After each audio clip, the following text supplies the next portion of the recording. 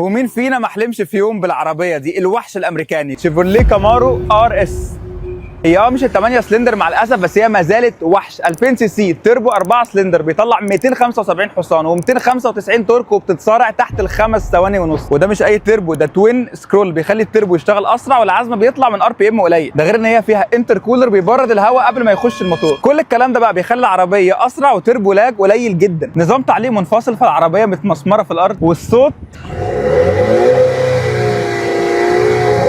والله المايك ظلم. دريكسيون جلد عليه كامارو، بادل شيفترز، وعدادات قديمه جدا متذاكر الانطباع الرياضي. شاشه فيها ابل كار بلاي واندرويد اوتو. الحته دي روشه قوي في 9 على قديم و8 سرعات. لا تقول لي بقى شيفت باي واير ولا بتاع. امريكان ماسلز، يعني عربيه على طول كبيره وعريضه، فاعرض كبوته تشوف في حياتك. انوار فول ال اي دي، لوجو شيفروليه موجوده في وان واي اوتو. فليتر تحفه بس خاف من المطبات. جانت بلاكد اوت، ولوجو كامارو جميل جدا. فويلر كبير عشان ايروداينامكس العربيه، والعربيه شكلها بشكل عام رياضي الى اقصى حد. كيلس انتري، ازاز فريملس، وكراسي كهرباء. لو هنتكلم عن المساحات فخير الكلام ما قل ودل. وفي كنبه خلفيه بس يا دوبك تكفي اطفال او بنت عامله كيتو دايت. العربيه دي ماشيه 70,000 كيلو، وانا مع الاسف مش هينفع اقول سعر، بس لو اكدهولك ان هي ارخص من اي عربيه زيها في السوق بحوالي مليون جنيه. ومن غير ما اطول عليك، قول طول يا ابو الصفاصيف، العربيه دي موجوده في وان واي اوتو، المعرض اللي متخصص في العربيات اللكجري او الاكزوتكس المستعمله، موجود في تشيل اوت جنب جوزيف تيتو.